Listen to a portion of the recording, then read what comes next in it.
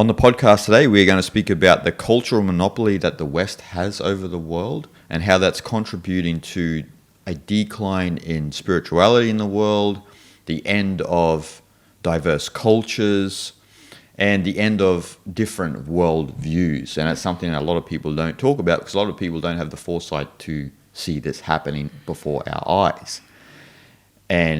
But if you have your eyes open, you can see this phenomenon happening all over the world. And in particular, there's a small section of the West which is controlling the worldview and the attitude of the world, which we could say is the Silicon Valley area, through the big tech companies and so forth and so on, who are controlling the mind of the world at the moment.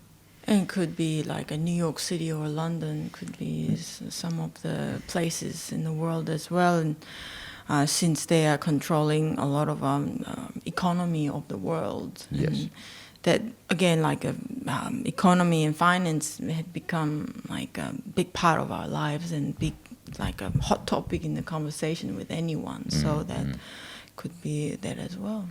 Definitely. Well, the economy in itself has become the religion of the world, right? It is the religion of the West. You know, a lot of people say, well, Christianity is the religion of the West. Well, Christianity has been dying for hundreds of years in the West, and the economy is taken over as the religion because everyone does something for the economy to serve the economy because it serves themselves. Yeah. It's ironic, right? So everything that you're doing, and we're all guilty of this, is to serve the economy because that serves yourself, your own self-interest. But what is this thing, this economy, right? Like this is the fundamental religion that most people are following, and we're all guilty of that, right? And that's spread out all over the world, and that's a very westernized version of economy too we're talking about here, that has infiltrated every nook and cranny, apart from North Sentinel Island, but every nook and cranny of everywhere else in the world. And so you have this kind of thought space that the West hold for the world and project it onto other cultures and say that this is the path that you need to follow to success and so forth and so on, right? You've witnessed this firsthand from being born in Korea, and especially through the 80s and 90s, where there's like a massive transition from, like, even though Korea was going through a transitional period since the Korean War, but even more so, right, like in the 80s and 90s and the early 2000s, of this transition towards like a full-blown Western version of Korea, let's say, you know. Yeah, I mean, if you were to talk about history of Korea, modern history of Korea, it kind of establishment of the government itself kind of a set for total westernization of the country in the end, I think. Yeah, because they took on a model of American government, and again, nothing wrong with it, because we all want to follow successful path of someone else, right? So that I start off with some innocent motivation, but then the level of success they were striving for was a little bit much bigger than what they could handle, I think, back in those days. And then they pushed very hard back in the 60s, 70s, and they achieved such remarkable results, and they become one of the biggest, the steel production of the world, and the good quality, and the cars, and POSCO and Hyundai, and TV and things like that came a bit later. But Samsung. Yes, but the success of the industrial field boosted that field in the end, so that contribute to all the later success, obviously. So the kind of a success, their own success had become their own enemy in the end. I think became an obstacle for them to see their roots and the true spirituality of the land. As you mentioned, the 80s, 90s, and 2000s, such technological advance they've achieved, it kind of also maybe it became like a top of the world and then shared around the world, and so it became kind of one of the forefronter of that field, right? And now they just kind of fully took on board of the Western and modern model of the economy and the lifestyle as well. Yep. So that the problem like depression and anxiety and relationships breaking apart and things like that only become increasing. Well, divorce never used to be a big thing in Korea, right? And now divorce is on the increase exponentially. A lot of people get divorced in the honeymoon. Yeah, yeah. So there you go. There you go. Yeah. So, and that's a result of a culture that's focused on success. And again, like we were mentioning at the beginning, it's all based on economic gains and wealth status and all of these things in the West that are part of the American dream, in air quotes, that are supposed to give you happiness, but at the end of the day, it leaves you empty, more empty than probably when you began the journey. Yeah. So, and that's one of the big problems in Korea, because and listeners may not know, but Korea, just like places like China as well, is that the family is so invested in their children going to the best universities, becoming, especially doctors, these sorts of jobs that are thought to be, high in status. They do pay well, or let's say a little bit better than the average Joe, but there's such a focus on that. And if you don't attain those results, then you're like a loser in those cultures. So if you become a plumber or an electrician, you name it, you're not a successful person. You haven't went through university. You didn't get the job at Samsung as an executive, and so you're kind of an outcast in the family then. So the templates even within the families have changed to the point that if you don't attain a certain result, you're a failure to your parents. And you've experienced some of this, and it's just a massive problem, because it's not based on love. It's not based on these are just my children. It's based that your kids know. Your whole relationship is based on what they can achieve in their life. Yeah, and I think that Westernization blended really well with Confucian culture. No doubt as well. about it. Yeah, that's why I think it kind of really blossomed in Far Eastern Asian countries, especially. Again, like filial piety and a respect for elders, and as in not as in like voluntarily and from heart kind of thing. It's more so compulsory, almost like a doctrine within the tradition. Yeah, the Confucian way. Yeah, Confucian way. It's not a Taoist perspective. Which it blend with the total Westernization in culture and materialism in economy. It combined those all together. In the end, it blended in really well, because all these things need a particular level of discipline, and that very superficial judgment in social status and things like that had come hand in hand kind of thing. So they all work really well. So that, as you mentioned, achievement in education and achievement in what kind of jobs you're gonna have and this and that contribute to the family life. So that became like kind of like a hierarchical thing within the family, so that cousin, someone close, like let's not even close, let's say second, third cousin who went to medical school and this and that, but you were just an average kid who likes to play and just not interested in what kind of school you're gonna go to or how much money you wanna make and things like that, so that you get insulted or scolded in front of everybody, and that is actually somewhat culturally accepted. And so that damage, psychological damage that that the child will have is who knows, it's not gonna get compensated by anyone, because the whole tone of society is running through the total Westernization mixed with the Confucian tradition. Yeah. So it's okay to embarrass children In front of everyone. Yeah, like how mature is that, huh? Yeah. And that again implements very bad habit in the child, in next generation. Of course, yeah. Which is because they think it's shame. it's fine to shame others in front of in front of many people. That answers the reason why some Asian people are very rude to each other, and they think it's okay.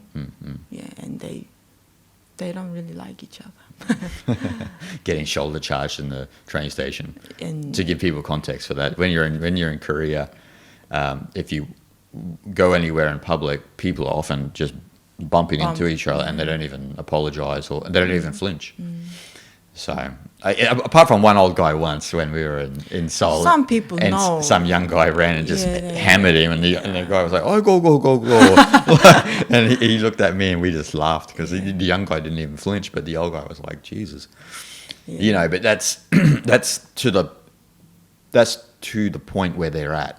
A lot of people, they're desensitized to empathizing with each other, and it comes from those sorts of things where the root is that it's okay to shame someone, you know, and let's be fair here, that's become a temperament all around the world through social media, where we have cancel culture and this and that with all of these immature people, which is just public shaming. And we outlawed public shaming back in the 20s. It was scoffed at in the 20s because public shaming leads to people having depression and suicide, and you're not taking care of the health and sanity of your fellow brothers and sisters. But we've gone back into that. It's kind of, you know, maybe it's a 100-year curse. We're back into that. And people think it's fine to publicly shame people through cancel culture and this and that. And again, that's part of, I mean, I know that you said that was kind of part of Confucian culture as well, but it's kind of part of Western culture as well, right? Like, because you see it, that everyone has this free license to shame people online. And it's not right. It's not right, because you're not thinking about the other person on the other end of the thing. Even when you encounter trolls online, this and that, you have to know that the best course of action is probably just to delete the comment or whatnot, because that person is in a certain mental state that they're projecting onto other people, and it's probably best not to get into like any sort of argument in that with them anyway, because I mean, maybe they just don't understand what you're saying. There might be a lack of intelligence there. You know, there's a lot of things you have to take into consideration. So, but the way that all of this is contributing to undermining people and undermining other cultures and this and that, you know, to get back to our point about that sort of that Western mindset infecting other cultures and that, it's undermining other cultures. And you know, we saw this, we've seen this, we spoke about this obviously in our Taoism versus Christianity podcast, that one perspective of the world, one worldview goes around and tries to infiltrate other worldviews, undermines them, belittles their cultures, and then if you can make sense to them, then they take that on board. And so what's happening now is that, say if you're in Burundi in Africa, right, and you start watching someone, I don't know, like who's in finance or something in America on YouTube, and they make sense, then that will become your religion going forward, and you will forget the culture and the tradition and that you come from, because that becomes the focus in your life, you know. And this is a terrible thing, because what that does then is it undermine you yourself undermine your own culture. Yes.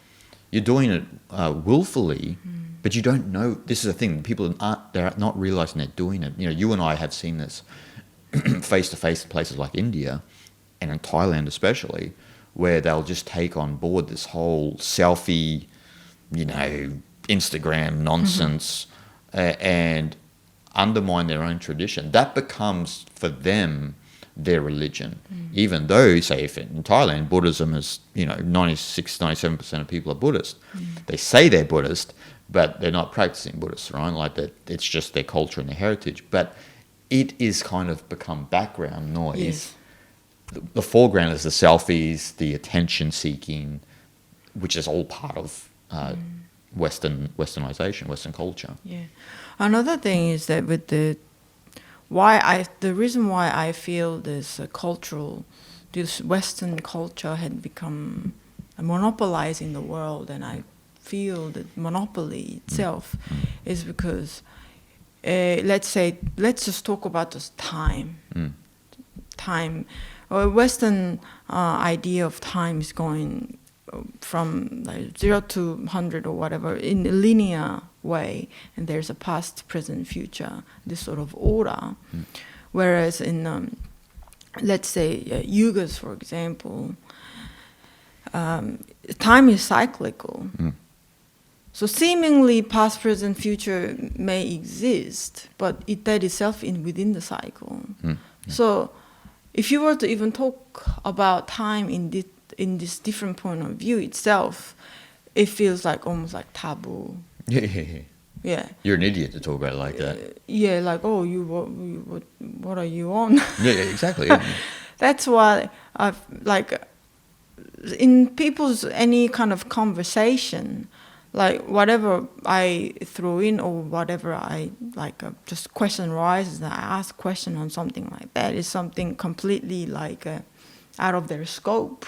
I feel that I like, did I say something like wrong? Yeah, Like, yeah. is it taboo to ask that sort of question? Like, it feels a little bit, because it's most people are already thinking very one-side way. So that if I were to add something or bring up something, it's just very like there's a complete unfamiliarity about that way of seeing things, and things all like so. To look at things in complete different point of view itself became taboo, and express that is like like taboo. Like you shouldn't talk about it. No. Almost that sort of feel, and that itself is that's monopolizing. That's monopolizing. Yeah. Why? And there's no consideration that there are different viewpoints. Well, that's actually more dangerous thing, you know.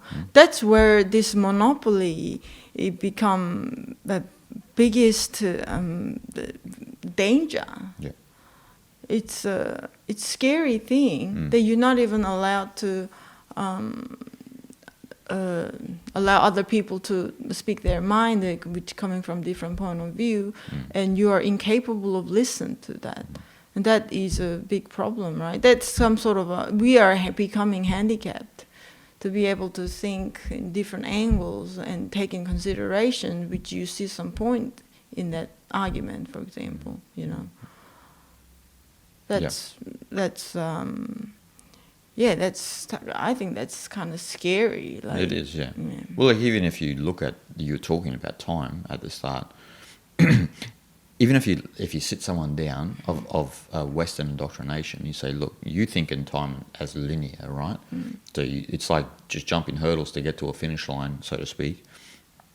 But if you look at nature itself, everything in nature is cyclical. Shouldn't we be thinking and mapping and our worldview be shaped by a cyclical perspective? You know, as we know, as you mentioned with the yugas and as other time systems, even if you look at ancient Taoist cultures, and even obviously Buddhism has the yugas perspective as well.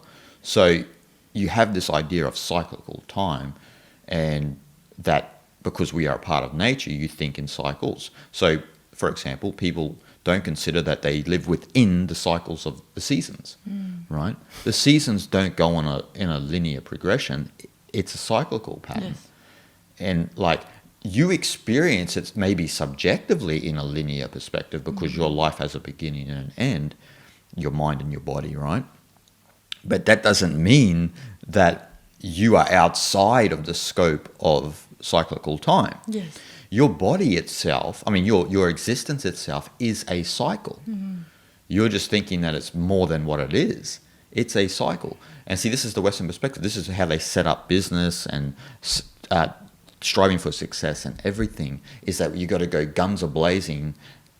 You got to blaze a path to get to your to your so-called goal. But as you know, when you get to a goal, goals change and then other goals arise. And as we know with Taoist thought, especially, is that you got to try and find a balance. Like, because if you're too one way, like you're too high on getting this goal, what does life do? Life, it has to balance out. You have to be brought back down to earth a little bit, and the journey becomes a bit dirty, you know. So you get your hands dirty, and things happen, and that's because like you're not in control of the cycles of the world, you know. Yeah. And so just that simple worldview, like you mentioned, has been warped through this monopoly of linear time, of you ought to seek results. And this is why when you go to Asia, right, and you see people, a lot of Westerners, when they go to Asia, they often want to project their way of life onto other people. Let's look at Thailand, for example, right? If you look at Sabai, right? It's all good, Shanti, all good, Sabai, you know? So you'll see a guy just sleeping under a tree, and you think, and then we have a Western friend especially, he's like, don't you think he should be like just doing something? Like It's just lazy. It's 2:00 in the afternoon, he's lazy and this and that. It's like, man, he'll get it done. Like it's not a race. Yeah, to get somewhere. To get somewhere. See, the West is in a race and a rush, you know, which what does it do? It destroys your psychosomatic organism because you become anxious and stressful. That guy under the tree, Sabai. He might have an appointment at 3:00. He'll get there at 3:30. You know, Thai time, you know. Yeah. So, but that's the way it is. Like, it's not like a running race. Like what Korea got itself into, right? It got itself into a fast running race, and they're the fastest now. As we know, you know, you have a problem with the internet, you just dial the last digit to call them, they're already knocking on the door. It's like, how'd you know? You know, but like everything's in a rush. It's anxious. It's stressful. I mean, is that what we want to? Is that the world we want to create for our future or for our present? Yeah. You know, In the culture, we in this culture, the modern culture that we have right now, we always starve to find something new, right? What's new? Like what's whatever's trending. Or, yeah, what's fresh news today? What's new today? Like this is what we are always looking for. We are always seeking that sort of temptation or attention, something new, right? Yep. But the culture that is forgotten in a lot of places around the world is to bring out what's already been background, bring out to the surface what's already been forgotten.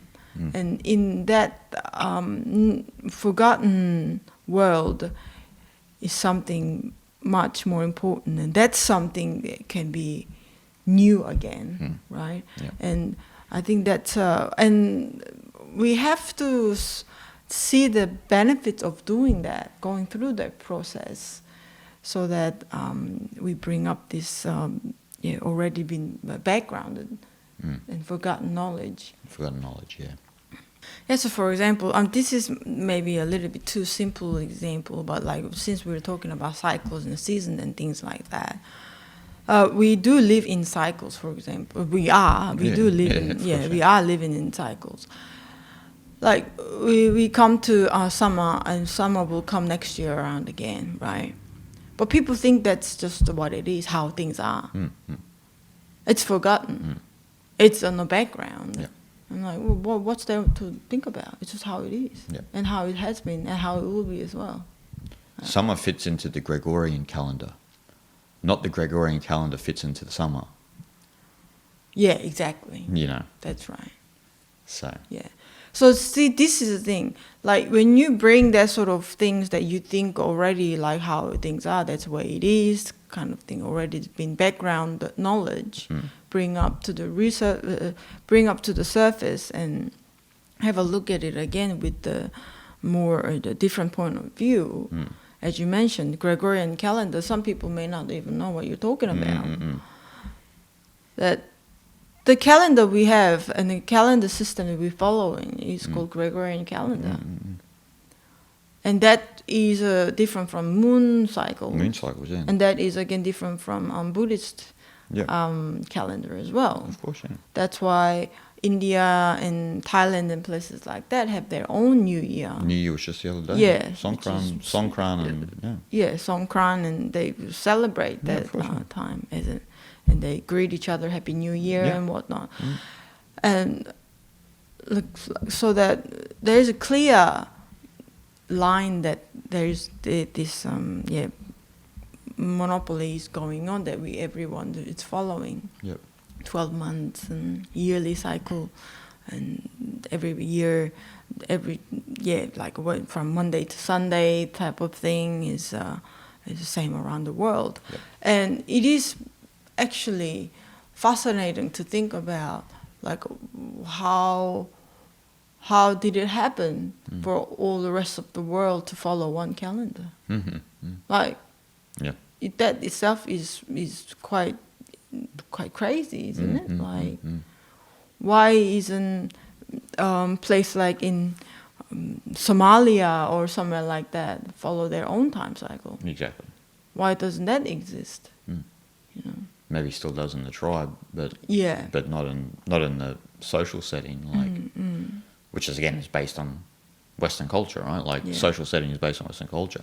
You and I know that, like when you go to places like South Asia, Southeast Asia, there are still some people still judge by the calendars that they have, but it's not really, right? Like most people follow the Gregorian calendar, and again it's part of that monopoly. It's about infiltrating cultures with your thought system and transforming them to suit your way of life. Yeah. It's a subtle.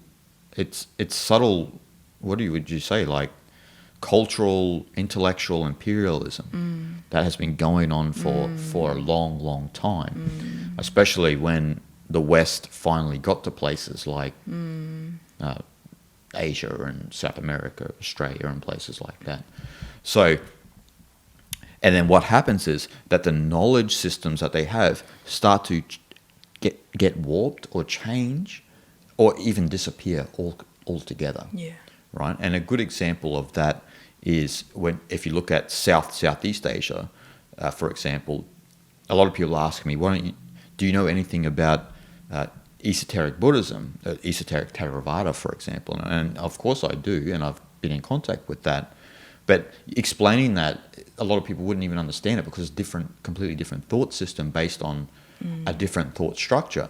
So for example, Boran Kamatana, which is kind of the esoteric, really deep esoteric elements of Theravada, which you would find in South Asia, Southeast Asia, especially, you still find it today, especially in Thailand and Cambodia, but it's like that corner stuff, you know what I mean? Like only someone with the highest knowledge knows this stuff. But what happened was, because of the complexities of especially the 1700s and 1800s, because of the British were there, right? So a lot of the traditions got warped, disappeared, especially in places like Sri Lanka that harbored a lot of esoteric knowledge, and they got skewered, right? So then what do you have now? You have the modern mindfulness movement, and what does the modern mindfulness movement serve? It serves the economy.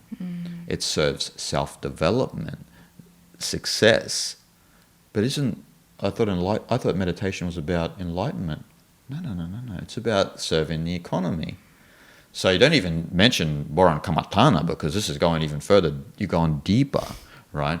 So when you talk about mindfulness, in a traditional context, you got to talk about Satipatthana, which is even deep. It's a deeper version of mindfulness. But see, what happens is that, what the West does. It grabs things. It sees how it can use it for the benefit of the economy, the benefit of individuality, and again, like, you got to dissect between that. There's two different cognitive styles. The East have a collective cognitive style, and so the idea of meditation is to thin out the sense of individuality to merge with the greater whole. But in the West, you ought to put your individuality up on a pedestal and forget about everyone else. This is a self-interested, we operate from survival, this is self-preservation. They call that sort of meditation as in MBSR, mindfulness meditation. Yeah. We would, in the Buddhist, we would talk of vipassana or something like sure. that. In their medical or psychological modern term, they call it MBSR. Yeah. And they promote it as there's no religious doctrine and whatnot, and just kind of to strip that meditation part of the Buddhism to fit their needs. Yeah. Again, nothing wrong with that, but as if from doing that, as if learning Buddhism is something bad or something like a... They're trying to strip it away from that. strip it away from, so that it helps you developing some psychological, preventing psychological problems, or like you said, like you can concentrate better at your duty and economical reason and things like that. Whereas if you do learn a deeper side of mind, the science of mind, which is Buddhism, then you might benefit much more than that. Yep. Instead of just stripping out what seemingly only be helpful for you. Yeah. You know. It's like I've mentioned many times on the podcast that the old British Buddhist teacher would say, I forgot his name, and people, Westerners, would ask, I love meditation, and it's all well and good, but and Buddhism seems appealing to me, but I don't agree with karma and reincarnation. And he's like, well, that's it. You can't be a Buddhist. And he's straight down the line. And I fully agree with him. Because again, you're trying to shape things according to... Right. Why don't you take... How come the East have to always take on Western systems as they are, but when you flip the coin, it's like, no, we want to change this. This doesn't seem to suit our sensibilities. And it doesn't suit your sensibilities because you can't get out of the sense that you're an ego. The East is trying to destroy your ego, but you can't get out of the sense of an ego. So it's a sense of individuality, right? So karma mustn't exist, reincarnation mustn't exist. This is my one life, my one de facto life. And it's like, no, it's not. Not from a Buddhist perspective, it's not. You're not taking the system on as its own. You're warping the traditions, That's a really good point. I think more this one-sided cultural the happening, like our brain biologically also we become handicapped biologically because we are only using particular part of the brain, so that only that part of brain gets exercised, where the other parts of brain that we have it get dormant and never get used. So just like how we have muscles in our body, if we don't exercise, if we don't activate that muscle, it'll just get thinner and thinner. In the end, you won't be able to activate ever again, right? The same thing with the brain, so that we won't be able to access that part of brain at all, so that we will only be able to think in only that particular way, so that we become disabled. Yeah. And I think that's the problem, because we have all these biological capacity that we are capable of doing these things, but only we put light on only one side, so that we discard the other side which exists. Yeah, for sure. Always there. Yeah, always there, but conveniently ignore or just are completely unaware. And most people think they only one way to go about things and the one point of view to see things, so that you kind of you discard the different dynamics of the way of thinking or way of living, a whole different world, right? Yes. And again, that's like forgotten knowledge from forgotten civilization. However long you want to go back, it's important to bring that back to the surface, because there are much more things that we can have a look at and which will benefit our life in a way that we never thought of. Yeah. Well, this is how you should learn, right? You go to a system, let's say Buddhism, because we mentioned in Buddhism, you go there objectively and you learn through the system. Yes. You don't go there and think, not with your mind Yes. and thinking about it. You have to renounce your way to understand that way. Yes. That's the way it is. I get a lot of emails, especially when people say, why do you teach Vipassana this way? And it's like, that's how Vipassana is properly taught. The Vipassana you're learning in the West is half-baked, flipped around. It's like a burnt pancake. That's what you're learning. I'm teaching what they teach over here. That's it. Like there's only this way. Yes. You can make it as however way you want, but that's not the way Vipassana is. You know, I remember a lot of people used to get confused back in the 90s and that with Ava Wong, like the Taoist teacher. And Ava, who's wrote, you know, many books, and she's pretty much a recluse. But she made an important point, especially like when she was asked about the secret of the golden flower, and like one of the main translations for the secret of the golden flower is by Richard Wilhelm. Jung has writes a forward. Yep. Same combo for the I Ching, right? And Ava was saying that this translation and this perspective is latent with Jungian psychology. It's not Taoist. You see? So even the I Ching, you know, which I do love, the Richard Wilhelm I Ching, but it's latent with Jungian psychology. It's not through a Taoist lens. And she's from Hong Kong, and so brought up Taoist.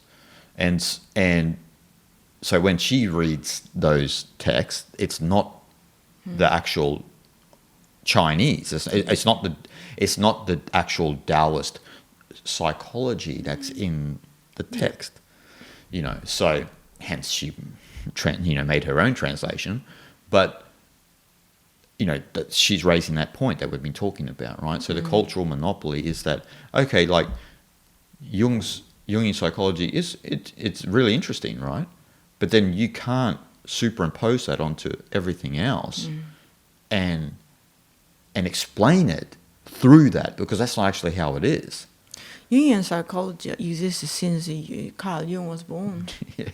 Which is only like 100 or so years ago. Yeah, of course, yeah. Whereas Taoist thought, or I Ching in general, to talk about like Thousands of years, yeah. who knows how old. Yeah, who knows how long, yeah. So, it is important, and it would be really interesting to see I Ching through Jungian psychology, of course. Yeah, for sure. But before that, I think we should see that knowledge in its most original way possibly can. Yeah. I think. That's how you learn. Yes. You go to it. People ask you and I always, how do we learn so much? We're going to the systems not with any baggage. Yes. I'm not going as an Australian going, I don't know, it doesn't agree with my cultural background. What cultural background? You know, but like, so you have to go with a mentality that you are empty. Like what Watts said that time, you have to sort of leave your ego at the door. You have to come, you have to learn the knowledge, and then you can pick your ego up as you go back out the door.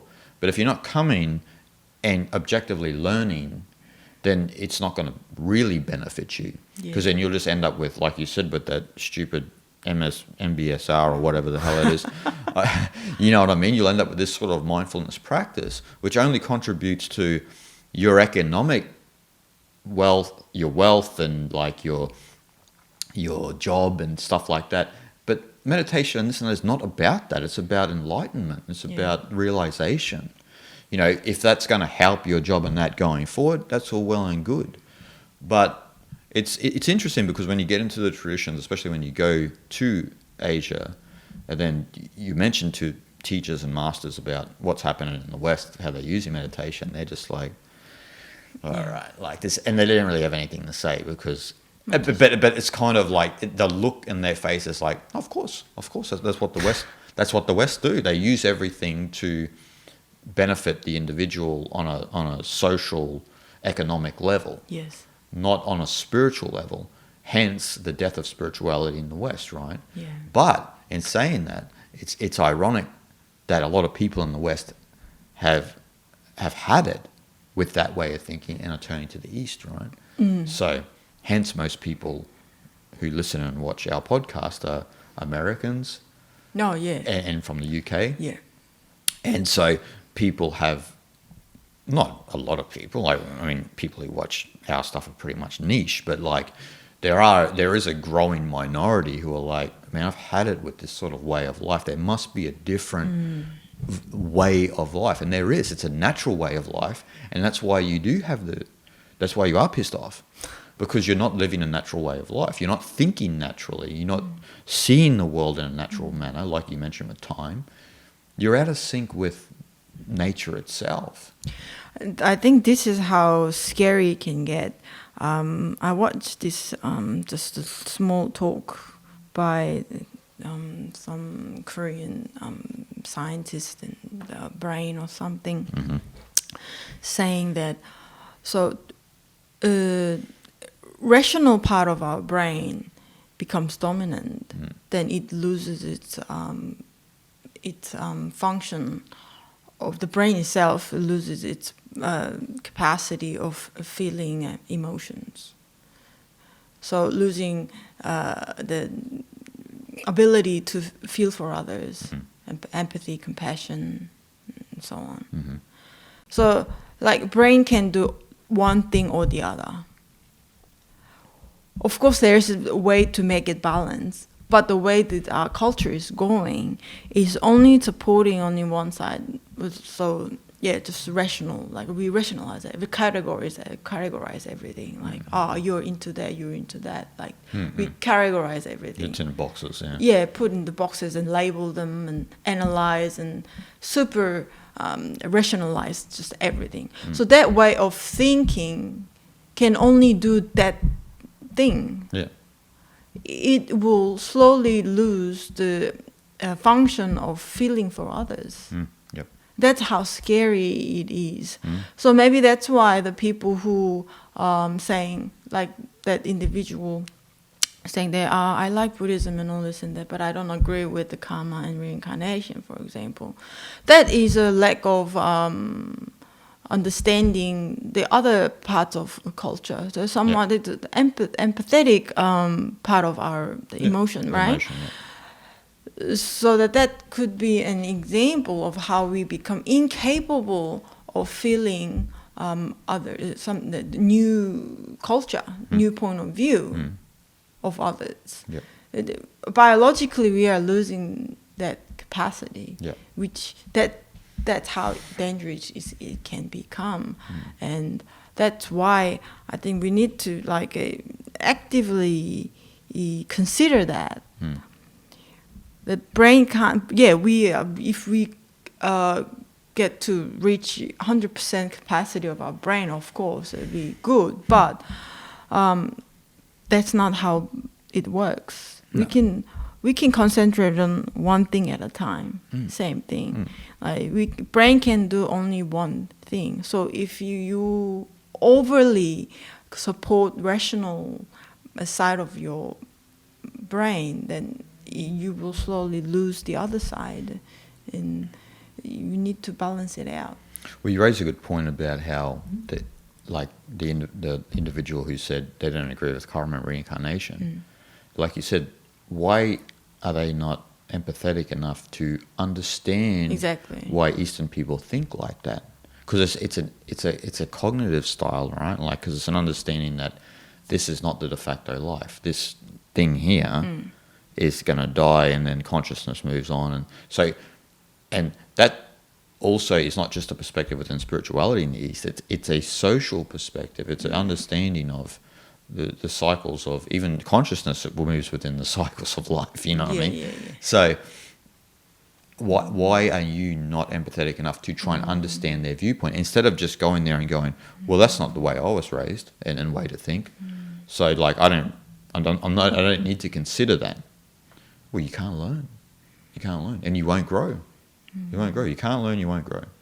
And so that's what most people do, especially with spirituality, and why you and I get a lot of trolls in the comment section, this and that, because they're not listening. They're not listening and they're not thinking. They're just reacting emotionally from their own viewpoint of life. It sets up like a completely different frame of mind, isn't it? Yeah. And that frame of mind is not compatible. No. So that, like you said, that you are completely incapable of having that kind of attitude that's more tolerance, practicing tolerance to different cultures and knowledge. Right? Yeah, of course, yeah. Yeah, well, that's a massive problem. If you're not tolerant to other cultures, you're going to monopolize Yes. the whole world, which is what's happened, right? So, for example, like through the Christian religion, through the Western psychology, that has covertly infiltrated the whole world. And then people in distant parts of the world who had no relationship to European culture Yes. are like Europeans Yes. now. So if you go all the way into the depths of Ecuador, there's people behaving like Europeans. Yes. And they have a Western cognitive style, which is out of sync with the shamanic cultures and that of that area. And so it's a covert monopoly, and people aren't seeing it. And it's happening even more so through social media now. So, and the problem is you've got a bunch of rich people living in Northern California who have a perspective of life that they think is good for everyone else. And they're fake liberals, right? Let's draw the line in the sand. Like this whole They're not classical. they're not classical liberals. This whole woke culture and this and that is Marxist, right? So they aren't tolerant to other perspectives and other cultures. Yeah. We've encountered this personally, especially with YouTube, right? Like when I was speaking with YouTube about, my channel a year and a half ago, and I had a problem with the monetization on a video about Shiva. And I was asking, like, what's the deal with this? Like, why did you demonetize this particular video? And we got into it, and then I said point blank, so you don't support Hinduism? Is that what you're saying? And they said, no, we don't. And callously like that too. You know what I mean? And from their perspective, they don't support any, because Marxism, obviously, you don't support anything other than their own doctrine. And, their own doctrine. And then obviously Marxism is about the destruction of culture and religions, and we're just all going to be playing. Diversity. And diversity and all that's all gone. It's gone. Yeah. So, and we were flabbergasted at the time. We're just like, we didn't say anything about it on social media or anything like this. There's nothing really what to say. But we just persevered, just keep going and just make the content. And no surprises that as the years have gone on, social media networks have went hard against Hindus. And there's a lot of smear campaigns against Hindus. There's a lot of fake news about Hindus. And they themselves go against their whole supporting the oppressed rhetoric, because Hindus have been oppressed for centuries. So why doesn't this whole tech woke companies support Hindus? But no, that's not cool. And it's like, well, that's, you're a big person about fighting racism and this and that, but that's actually racist. You're going against the Hindu civilization. Hindus were invaded by Islam. Yep. In the past. Yeah, and then the British. Yeah. And that they centuries and centuries yes. of invasions. And they just looking at the present moment of this time, and it seemingly looked like Islam's are the oppressed now, so that they are against the Hindu. What about the Hindu minority in Kashmir? Oh yeah. How come they don't support that minority? They get kicked out. They get bashed. They get killed. They get killed. So they have to leave. Yeah. And so you have that. And so they're not liberal, because a liberal person can see the bigger picture and can empathize with each side of the coin. That's right. That's what a classical liberal does. It doesn't pick sides and doesn't have a Marxist view of the world, right? Yeah. So instantly, you need to understand the history of India to have a view. India was a lot bigger than what it is now. And then when the British came along, they partitioned that land. Yes. And that was instantly a red flag on the plate. That's where all the trouble began in the first place. I know there were trouble between Hindus and Muslims at the time, but that would have, as we know through time, most of the time Hindus and Muslims are not at each other's throats. Yes. It's usually in great times of political upheaval, and especially times when the British were running the country. Yeah. So you have this group of people who are dictating the thought space towards the whole world. Hindus are bad. We've got to think this way. Don't ever question China. There's all of these things, right, that you ought not to do from the tech companies, and it's all about protecting their bottom line, right?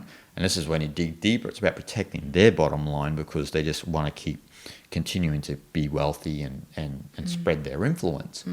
So then the tech companies are the ones running the psychology of the world. Yeah. And then hence what do you have? You have people who are chasing success through social media, and those who don't succeed, what happens to them? Depression, suicide. How come the tech companies are not have to answer for all of these tragic things that happen, right? Because that's the result of them. That's the result of the space that they've set up, right? They set up this space that's designed for you. If you're going to be a YouTuber, you have to be a successful YouTuber. If you only have a few hundred views in this and that, you're a loser. And it's like, well, you're instantly set up a landscape that is not healthy, right? And again, it's based on the Western idea of striving for success and the religion of the economy. And so when you see through that and you don't operate from the religion of the economy and you push all that crap to the side, you just do what you want. We get a lot of comments. One the other day, which is so stupid, you and I just laughed about. I hate when you and your wife have these podcasts and just talk. So boring and stupid. Just make short content. I mean, excuse me, who are you? And who are you to speak like that to strangers, like in such a manner? Like, did you not learn manners and common courtesy? And no, we're not going to do that. You know why? Because we don't bend to the algorithm. We don't bend to... We don't even know this person. Yeah. Literally don't. Why would we take feedback from a person who is not a YouTuber and who is not invested in filmmaking and writing books and creating content? Because that's who you take feedback from, right? Like if you're an author, you don't go down to the chicken farm and ask the guy who runs the chicken farm about how to write and take feedback. You take feedback from your peers. That's how it's always been. And then now on YouTube, because everyone has a voice, people think that you should take feedback from other people. If people don't like your content, that's all good. Life goes on. You and I are happy. When you mention about these tech companies and this and that, what scares me is that they're using this name of liberalism and progressiveness and all this and that. But that's their name to make themselves look like they're doing something good for other people. Whereas their final line is that very purely political, that following that Marxist ideology at its best. And since you mentioned about suicide and anxiety problem, depression problem, who suffer from these online trolls and whatnot, they're a minority too. If they're supporting minorities, support them. That's so contradicting themselves in their own business. Yeah. And they just brush it aside. They pretend as if nothing doesn't exist. And you can't even I mean, you do question it, but they don't even acknowledge that you have asked that sort of question. They will just ignore it conveniently. Yeah. And like how you mentioned to me, like how your posts don't come up in the feeds on the Facebook anymore. Yeah. That got me really angry. Mm-hmm. And these are the people who are running the media and culture. Yeah. These social media had become media, and it is leading the culture of the world now. Mm-hmm. And that itself is conveniently controlled and scripted. Yeah. Like as we know, the Twitters. Some people Twitter account been banned, cancelled, and shadow banning, all these things. Like, and most people don't know about it. They don't know about it. Because most people just post really harmless stuff like, I've had this coffee today, like something simple like this. But like people who do get affected by their political agenda, like what about their freedom of speech? Like, if they are that pious to support minority of the world, then like, but you're not. No. And that's how far the monopoly has gone. But the funny thing is, most people are not aware of it, or they're supporting it, or they're just blindly following that way of behavior, and people become that. Yeah. Individuals become that way of thinking. How certain they have all certain narrative, and they conveniently ignore certain things and. To run their own agenda, to become more influential over other people. This is how people actually become now these days. Yeah. And that's accepted. People think woke is cool.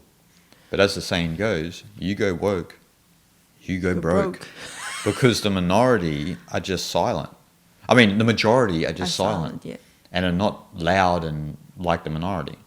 So what people actually learn, because if you do go woke, you feel a little bit cringe after a while because it's Marxist and it's not humane. So, and the thing is that it's got that subtle. The monopoly's got that subtle. So they're controlling. As you said, a lot of people don't know this, but they can make a decision on to recommend certain content or not. They have that power. They often. Pass it off to the algorithm, right? But the algorithm is designed to promote certain content. As we had the conversation with YouTube saying they don't support Hinduism, so there was a definite thing there that they said. So they are promoting certain content, but not other content. So then, what happens at the end of the day? If they're promoting a certain content to other people, then that means that's what those people are taking in through their eyes and ears, and that becomes their reality. Yes. And they don't see maybe the Hindu content or this and that, but they're looking for it. Yes. But they can't really find that much about it. I mean, how many channels do we know where there's like really profound scholars and philosophers, and you go to their channel and they have like 200-300 views a video, and you're like, what the hell's going on around here? Like, because this individual should be getting recommended, because what does that do? Well, it helps raise the consciousness of people. It helps educate people and advance their intelligence. But what are you promoting? You're promoting rubbish like with very short attention spans to cater to to contribute to short attention spans. You're promoting that sort of content, and that's often what we get. Why do you do longer form content sometimes? Well, we don't want to contribute to waning attention spans, because that waning attention spans means waning intelligence, if you understand the mind. So, hence a lot of people don't read anymore, right? Which then is some sort of evidence that there is a waning intelligence, because you can't fix your attention and your concentration for longer periods of time. Concentration itself is a skill. Yeah, of course, yeah. But once upon a time, more people had that skill. Yeah, of course. Yeah. Yeah. But now we're losing that skill. Yeah. It says something. Well, vocabulary is dwindling, right? Vocabulary is dwindling, grammar is dwindling. There's a lot of things that are dwindling because of waning attention spans and the destruction of concentration.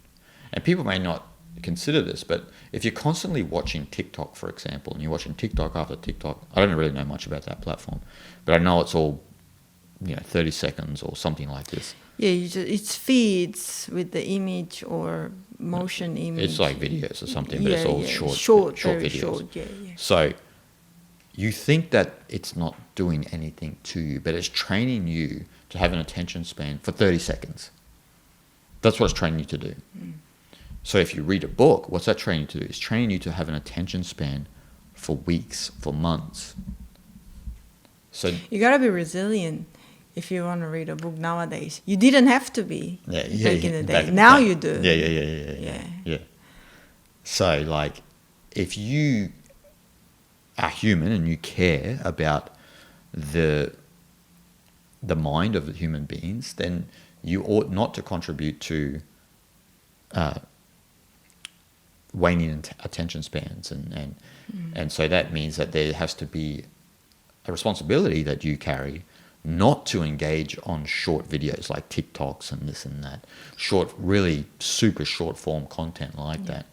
And I mean, again, you need to put some conscious effort for that. Like you need to like intentionally get rid of the app or something, or not access to it at all. You just need to create the environment for yourself to spend some block of time to read some good books and things like that. Now you need to put in conscious effort for it. It's important. Some young people will say, it's not just young people on these things, as you know, but some young people will say, but that's our culture. That's not a culture. That's not what culture is. That's just a digital platform. That's not a culture. Like, you doing all of these silly dances and this and that, that's not a culture. That's you seeking attention. And that's being driven by tech companies that, want you to behave a certain way to garner attention, which transforms your whole psychology. Because that's your whole mindset going forward. And this is why you see, especially on platforms like YouTube and even TikTok, where you see creator burnout. Because the algorithm trains the person to think a certain way. So if they recommend a certain video, right, then they want to try something else, and then it gets 0 views because the algorithm doesn't recommend it. They go back to the other video. And then what they do then after time is they continually do that style of video, but you can only do that for so long before your creative juices are just completely worn out. And then you just got people walking away from creating content because they're just like, I've had it. Like, even I'm making money from this, but I can't. I'm dead inside. So it doesn't promote real artists. It promotes like one train of thought or one sort of way of creating things for every certain person. And that's why a lot of creators will say that the algorithm is actually dumb. It's not really smart. It knows formats of videos, but doesn't know like greater context, doesn't know subject matter. So in like a bigger picture of that channel, what this channel is about, but instead the algorithm only recognizes the format of the videos and length of the videos, things like that. It sees patterns like that. Yeah. For example, my channel sees, like, it'll recommend some of my documentaries and some of my shorter ET episodes and this and that.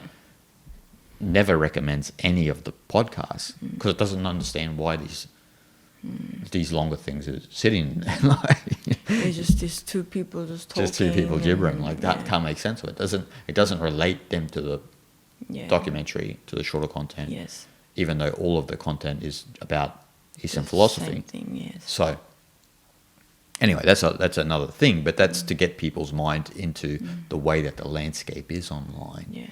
So you've got these online companies that are dictating a certain psychology towards unassuming people who don't know, innocent people who are all over the world, who are who are being influenced.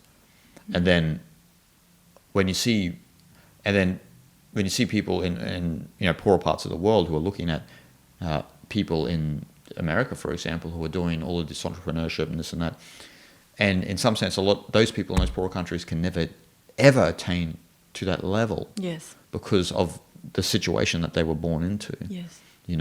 I mean, sure, there's always a chance, yeah, but let's not get all Hollywood about it. Most people don't. Some people do. Most people don't.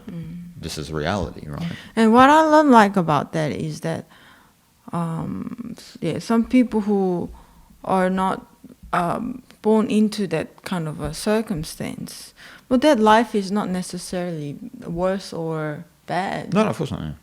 So to become like somebody who is successful and wealthy and famous or whatever, putting that life is only good. That's not right. No. I know that a lot of people may think differ, and that's why all these social media only support that sort of individual or channels. But there's so many different ways to live life too. For sure. Not just the Western way to live life. Yeah, exactly. Yeah. And that's what people get a bit misunderstand and get confused. So success is not just the one thing in, like, when we think of success, we think of the money and fame and this and that, how influenced you are and the power and these kind of things. You have all this and you become successful. Yeah, that is success as well, but that's not the only success. No, of course not. Yeah. Like you mentioned the other day, this half German person living in Taiwan and age 95 and still practicing Qigong and Tai Chi and living like a, like a king. That's success. Yeah. That's his life is a successful life. Exactly. And people who live in the village in Africa, some nations, still people live in travel and living in a mud hut or even worse condition. If they're happy, that itself is prosperous life. Yeah.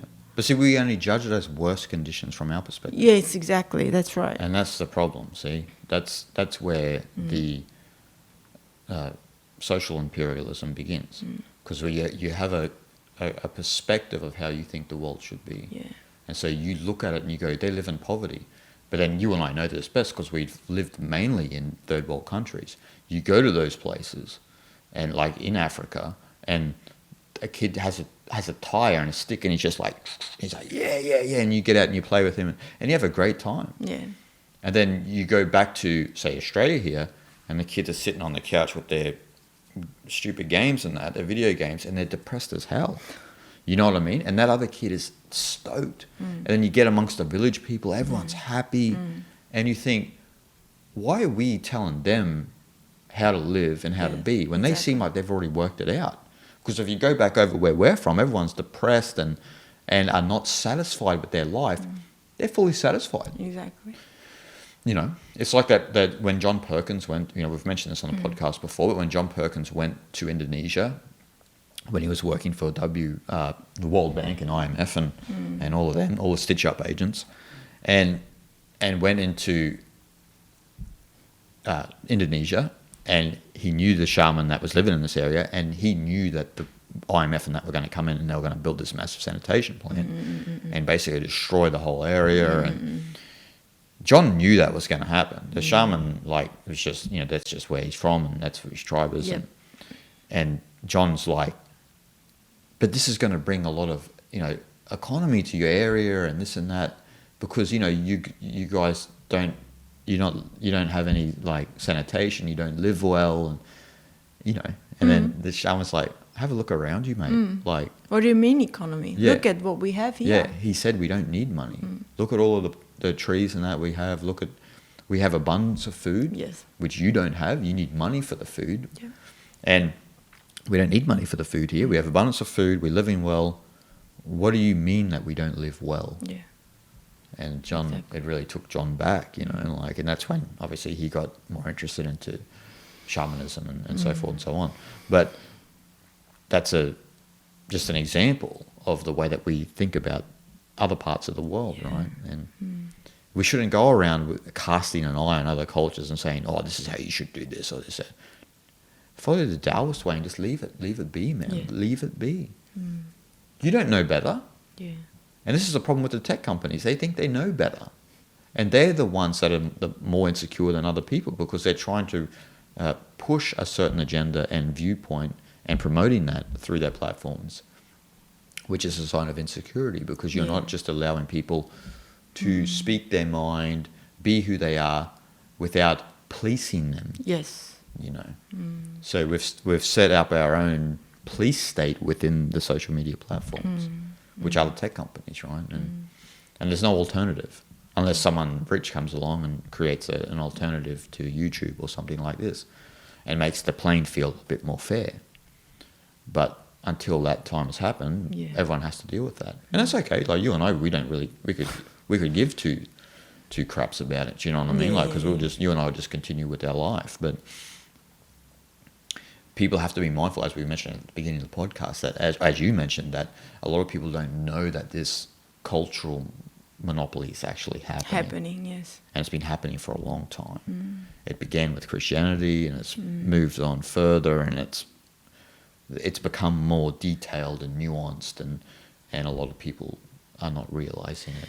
Yeah, that's a scary thing. Most people are asleep, so that they are completely unconscious of the way they think and why they think such way, right? Yeah. And then they become that certain narrative of the culture that these the influential media and people are leading into. Yep. And that's very dangerous. And again, that way of thinking is only going to contribute to certain part of our brain, and in the end we will be handicapped, and we already are somewhat handicapped unknowingly. And more we go to that path, it's only it'll create a different kind of species, I think. And I don't know, half human, half disabled brain or something. Handicapped. Yeah, handicapped. Can't think one way. Only think one way and don't. Can't expand. No. And that only for its own destruction. Oh, for sure. Yeah. And that's the final destination. Yeah. Where this is going is just this destruction. And it's destructive, and it is a destruction. It's already happening. And people are unknowingly, unconsciously follow it, and it'll only get worse and worse. And and it already seems like it's already happening. There are two different kind of species that's seemingly human, but they're not really, They're getting around looking like human. Yeah. But then there are quite many numbers of people who try to get back to the nature of our existence and most natural way of living and whatnot. That's to be a concerted effort in certain places in the world. It's happening in India, and other places, but let's say India, where intelligent people in the country are trying to tell others, you should be proud to be Hindu. You should be proud to be part of this culture, and stop letting the West belittle your culture. They don't even know what the hell Hinduism is. They see it as a threat because it's not the same as... It's just different. It's just different. And so the way that the intelligent path for the world is that we should embrace diversity. We should embrace diverse worldviews and so forth and so on. Understand them from their perspective, not from your perspective, superimposed onto their perspective. And then you can start to learn a lot of things about other people in the world and have a greater sense of unity, of understanding the world. That's how you and I have approached life. We're always learning from other cultures and other traditions, which expands your worldview when you don't go there with your own perspective. And so somewhere like India is leading the way in that way, where they're just saying, no, look, we are sick of the left in places like America and this and that, belittling us and making us out like we're bad people. And you and I know, I mean, majority of Indians are so innocent, you know what I mean? Like, and really down to earth, really great people that places like America and and Europe and Australia and Canada and all of these places could learn a lot from. Yeah.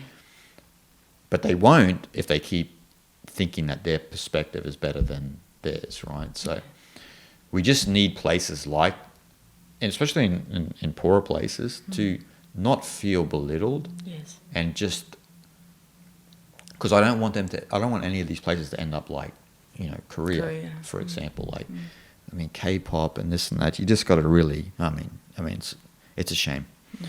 But you really got to understand that where you're from, the culture you're from, your worldview and this and that is not wrong.